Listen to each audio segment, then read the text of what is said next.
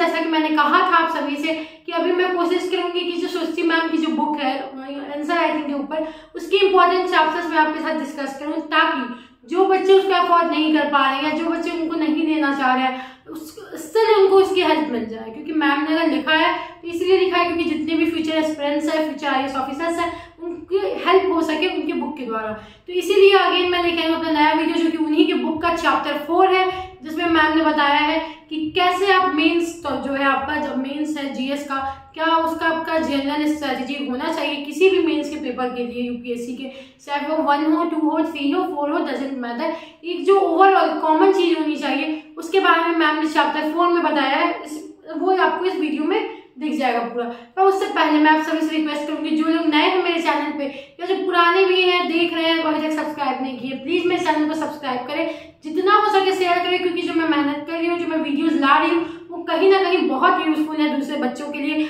और उनको ये वीडियोज उन तक पहुंचनी चाहिए। इसलिए मैं आप सभी से रिक्वेस्ट करूंगी, प्लीज मेरे वीडियो को जितना हो सके शेयर करें, जितना हो सके प्यार दें, लाइक करें, कमेंट करें, अपने व्यूज बताएं और प्लीज वीडियो पूरा तक देखें, क्योंकि लास्ट में आपके लिए एक नया ट्विस्ट है या ये कहने की आपके लिए एक नई ऑप्शन है जो मे भी आपके एग्जाम के लिए बहुत हेल्पफुल हो, बट वो मैं अभी नहीं लास्ट में बताऊंगी। चलिए अभी के लिए वीडियो शुरू करते हैं।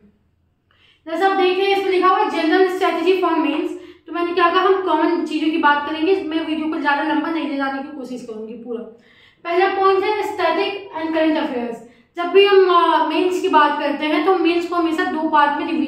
डिवाइड करते हैं प्रिपरेशन के लिए। पहला होता है स्टैटिक पार्ट, दूसरा होता है आपका करंट अफेयर्स पार्ट। अब होता क्या है, कल मैंने अपने लास्ट वीडियो में अगर आपने देखा होगा जिसमें मैंने आंसर राइटिंग की बात की थी, उसमें मैंने आपसे कहा था कि स्टैटिक पार्ट बहुत ज्यादा मैटर करता है जब हम आंसर राइटिंग की शुरुआत करते हैं। उसमें मैंने एक ओवरऑल पॉइंट रखा था कि 70% जो है आपका स्टैटिक मैटर करता है एंड 30% करंट अफेयर्स मैटर करता है इन आंसर राइटिंग। तो आज उसी से रिलेटेड समझ लीजिए वही चीजें हैं कि 2 चीजें हैं आपको मेंस के लिए, 2 पार्ट्स में डिवीजन है मेंस एग्जाम का तैयारी, वो है स्टैटिक और करंट अफेयर्स। अगर स्टैटिक की बात करें तो यहाँ स्टैटिक का मतलब है स्टैंडर्ड बुक्स और NCERT।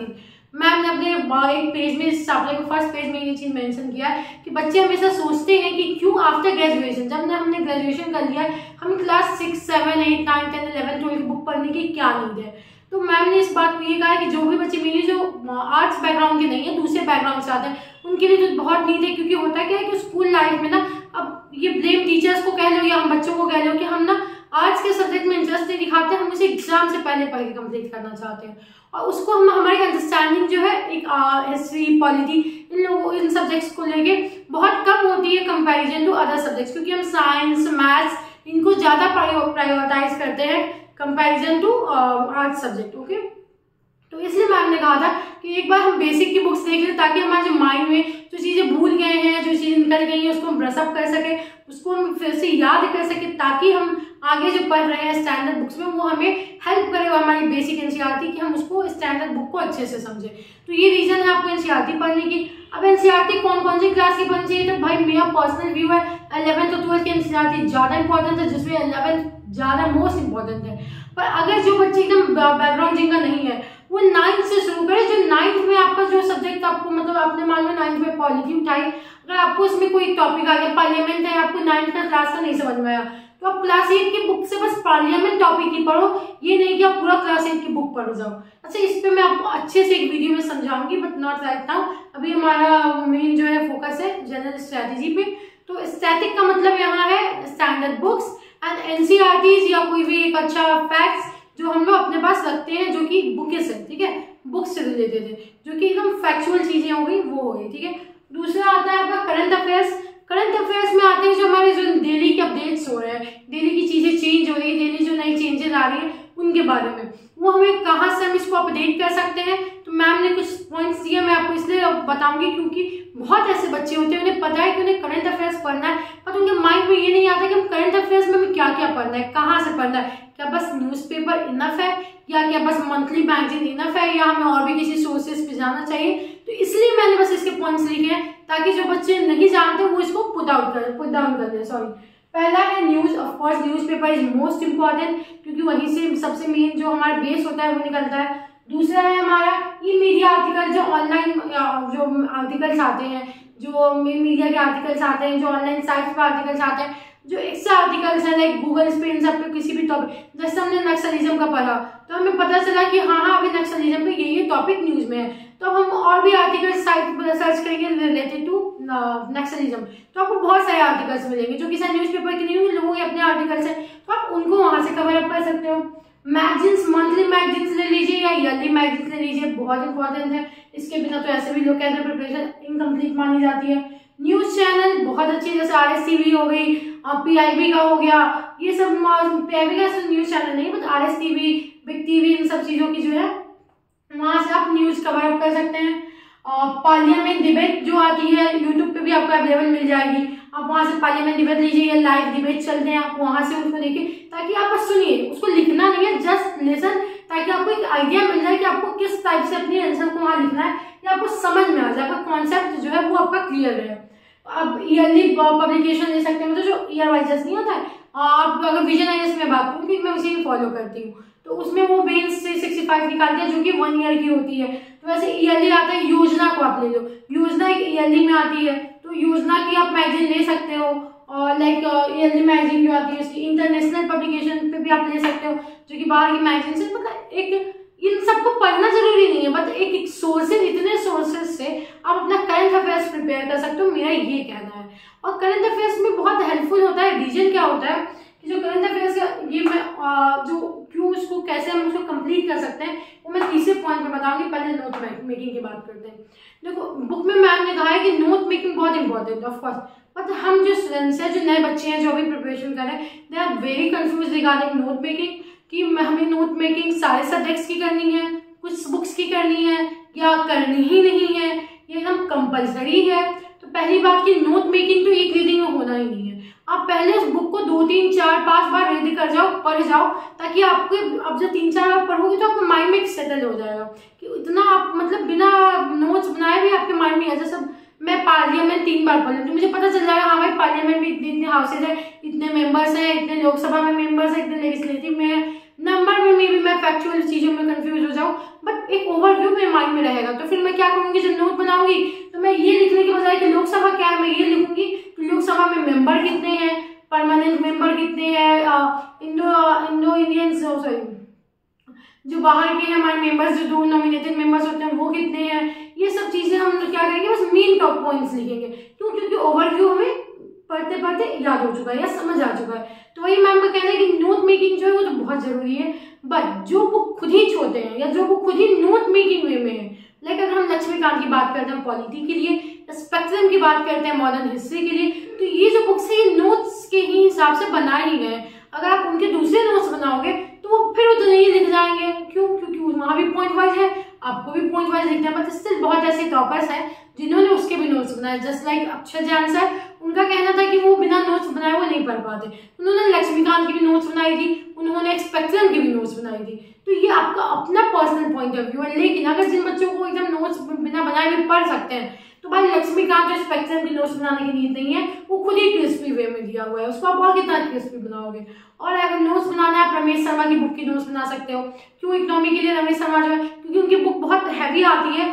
और बार बार उतनी मोटी बुक पढ़ना वो मतलब हो नहीं पाएगा, लाइक होता है ना, पॉसिबल नहीं है। एग्जाम के 1 दिन पहले पढ़ना तो बिल्कुल नहीं, क्योंकि एग्जाम्स लगातार होते हैं 5 दिन, तो हमें उस समय उसकी हमें क्रिस्प नोट चाहिए होती है। क्यों? ताकि हम उसको एक बार में रिवाइज कर सके। अगेन दीदी बासु का जो कॉन्स्टिट्यूशन का बुक आता है पॉलिटी के लिए, उसका अभी हमें पूरे बुक की नीड नहीं पड़ती, तो उसमें सब मेन रिलेवेंट जो हमारे एग्जाम्स पर्पज से है वो हम निकाल के उसको नोट्स बना लेते हैं। ठीक है, last but not the least CA notes, current affairs के जो नोट्स हैं उसकी अगर हम बात करें तो वो आपको अपना, देखिए बहुत बच्चे कंफ्यूज होते हैं कि क्या करंट अफेयर्स का नोट्स बनाना कंपलसरी है या हम करंट अफेयर्स के नोट्स को हम स्किप कर सकते हैं। तो भाई यहाँ पे देखिए कुछ चीजें तो अगर एडवाइस माना जाए किसी भी टॉपर्स का, मेरा खुद का मानना, तो कुछ चीजें तो कंपलसरी है। जैसे लाइक कि अगर आप करंट अफेयर्स में आप कोई टॉपिक देख रहे हो जो कि इंपॉर्टेंट टॉपिक है, ठीक है, जिसका आपको पता है कि इससे एग्जाम में आ सकता है, जैसे मैंने नक्सलिज्म का एग्जाम्पल दिया, तो मान लीजिए आपने नक्सलिज्म के बारे में पढ़ा, उसमें बहुत चेंजेस आ रही हैं, करंट अफेयर्स में उसके बारे में आ रहा है कि हाँ भाई चलो नक्सलिज्म से है, ऐसी ऐसी चीजें आ रही है। या जस्ट एग्जाम्पल ले लीजिए, अभी अभी लेटेस्ट में चल रहा है यूएन की बात ले लीजिए, रशिया और यूक्रेन की बात ले लीजिए, तो ये सब क्या है, हम कहाँ से कवर अप कर रहे हैं, न्यूज से कर रहे हैं। तो कहीं ना कहीं क्वेश्चन बन सकता है IRMS का इंटरनेशनल रिलेशंस में कि अगर यूक्रेन और रशिया का युद्ध हुआ, अगर यूक्रेन रशिया की चीज चीजें खराब हुई तो क्या उसका क्या इम्पैक्ट पड़ा इंडिया पे, उसका क्या इम्पैक्ट पड़ा ग्लोबलाइजेशन पे, उसका क्या इम्पैक्ट पड़ा जियो पॉलिटिक्स पे। तो इस टाइप की क्वेश्चन आ सकती है। तो आप इसको कहाँ से कवर अप करोगे, अपने करंट अफेयर्स नहीं करोगे ना। तो क्या आप उसको एक बार पढ़ लोगे न्यूज़पेपर, आपके माइंड में रहेगा? नहीं रहेगा। वहां पे आपको फैक्चुअल इन्फॉर्मेशन चाहिए होगा आंसर राइटिंग में लिखने के लिए। तो मेरा पॉइंट ये है कि जो इंपॉर्टेंट टॉपिक है, जो आपको लगता है कि आप उसको कहीं ना कहीं आंसर्स में पुट डाउन कर सकते हो, आप उसके क्यों डाल सकते हो आंसर्स में, जिससे आपका आंसर थोड़ा अलग दिखे, या आपको उस टाइप का क्वेश्चंस आ सकता है। जैसे आईआर में तो ज्यादातर करंट अफेयर्स बेसिस ही क्वेश्चंस आते हैं, साइंस एंड टेक में भी करंट अफेयर्स बेसिस ही आते हैं। तो वही मेरा पॉइंट है ना कि करंट अफेयर्स के जो इंपॉर्टेंट टॉपिक्स है आप उसके नोट्स बनाओ, वो बनाना ही पड़ेगा। अब डिपेंड करता है कि आप डिजिटल फॉर्मेट में बनाओगे या रिटन फॉर्मेट में खुद से लिख के। What I prefer या what सुस्ती ma'am prefer, hand written notes, but not compulsory कि आपको, क्योंकि और बहुत टॉपर्स हैं, अक्षर जैन को ले लीजिए और भी बहुत सारे जितने भी लेटेस्ट टॉपर्स हैं वो सारे सजेस्ट करते हैं कि आप एवर नोट यूज कर लो या आप कुछ भी मतलब ऑनलाइन यूज करो ताकि इरेज करने में इजी हो। बट मेरा अपना पॉइंट ऑफ व्यू कि मुझे लिखना पसंद है, तो मैं हाँ उसमें टाइम ज़्यादा जाता है, एनर्जी ज़्यादा जाती है, पर अपनी अपनी चॉइस है क्योंकि आप अपने बेसिस पे चीज़ें कंप्लीट करोगे। तो वही मैम ने कहा था कि जो करंट अफेयर्स का नोट्स है वो आपको रेगुलरली इसलिए बनाना पड़ेगा क्योंकि जब एक तो कंपलसरी है कि मान लो अगर आप 2023 में एग्जाम दे रहे हो और 2023 का आपको प्रीलिम्स देना है, मेंस देना है, तो आपको 2022 के जनवरी से आपका जो है 2023 के एग्जाम तक का आपका 1 साल या 1.5 साल जो भी आप कह लो उतने दिन का आपका करंट अफेयर्स पक्का से आपका कंप्लीट होना चाहिए। लेकिन आपको डेली बेसिस पे आपको अपडेट होना ही चाहिए। अब जैसे मान लीजिए जो बच्चे 2024 में पेपर देने वाले हैं वो लोग अब 2023 की जनवरी से लेकर 2024 तक के करंट अफेयर्स को उन्हें रोज पढ़ना है। अगर नहीं पढ़ेंगे तो क्या होगा कि उनको खुद प्रॉब्लम हो जाएगी, उनको मतलब वो कॉन्सेप्ट क्लियर नहीं होगा। तो वही पॉइंट है, पढ़ना रोज है। जब आप रोज पढ़ोगे तो आप देखोगे, जैसे भी रशिया यूक्रेन की एग्जाम्पल ले लीजिए, वो भी रोज न्यूज में आ रहे थे जब उस समय फाइट चलेगी, अभी भी उनके ऊपर बातें आ रही हैं, आर्टिकल्स आ रहे हैं, लोगों की ओपिनियंस आ रही हैं, तो रोज है तो रिवाइज हो रहा है आपका न्यूज करंट अफेयर से। बट स्टिल कुछ ना कुछ पॉइंट आपको रोज के पेपर में कुछ ना कुछ नया मिल जाएगा, रोज नहीं तो वीकली पेपर में एक बार नया मिल जाएगा। तो आपको क्या करना है, उसको एक जगह पुट डाउन कर लेना है। तो इससे आपका खुद का जो मेमोरी है वो जो है आपको इजीली शार्प कर देता है, उसके बाद आपको और इजी कर देता है कि आप उसको आंसर में क्योर कर सको। और लास्ट में मैंने आपसे कहा था कि मैं आपसे कुछ शेयर करूंगी, और उससे पहले मैम ने ये भी एक पॉइंट लिखी थी जो कि मैंने इधर लिखी हुई है कि हमें पता है कि जो टॉपिक्स होते हैं या जो थीम्स हैं वो पेपर में हमेशा हर साल रिपीट होती है, पर ये स्पेशली जैसे लाइक ऑप्शनल में क्या होता है कि अगर मैं सोशोलॉजी की बात करूँ, सोशोलॉजी में हमेशा जो थिंकर्स हैं 5-6 थिंकर्स हमारे, उनके बारे में हर बार क्वेश्चंस आना ही आना है। बस तरीका क्या होता है कि क्वेश्चंस का जो तरीका होता है वो चेंज हो जाता है। अगर आज इस साल उन्होंने उस टॉपिक से ये क्वेश्चन किया है तो नेक्स्ट ईयर उसी टॉपिक से क्वेश्चन करेंगे, बट क्वेश्चन का पैटर्न क्या होगा वो चेंज हो जाएगा, इतना ही डिफरेंस है। चलिए मैं लास्ट में जो आपसे कहने वाली थी वो ये था कि इस बुक में, जो इस बुक की मैं आपसे बात कर रही थी मैम की, सुश्री मैम की, उसमें उन्होंने अपने कुछ नोट्स शेयर किए हुए हैं, हैंड रिटन नोट्स है मैम के, या उन्होंने कैसे करंट अफेयर्स के नोट्स बनाए हैं, उन्होंने 2 अपने आर्टिकल शेयर किए, उसको उन्होंने कैसे नोट्स बनाया है वो भी मैम ने बताया है। उन्होंने नोट मेकिंग कैसे की थी, अपने नोट्स की उन्होंने कुछ फोटोज हैं, जो पिक्चर्स हैं उनकी हैंड रिटन नोट्स की, उन्होंने वो बुक में डाली है। और चाहे वो स्टैटिक न्यूज की बात कर ले तो न्यूज़पेपर को उन्होंने कैसे पढ़ा, कैसे क्या बनाया, उसकी भी, या करंट अफेयर्स के नोट्स उन्होंने कैसे बनाए हैं, उस पर मैम ने अपने फोटोज आंसर्स के पेजेस डाले हैं, जो कि मैक्स 9 या 10 पेजेस हैं सब मिला के। तो जिन बच्चों को वो पेजेस चाहिए, जिनको वो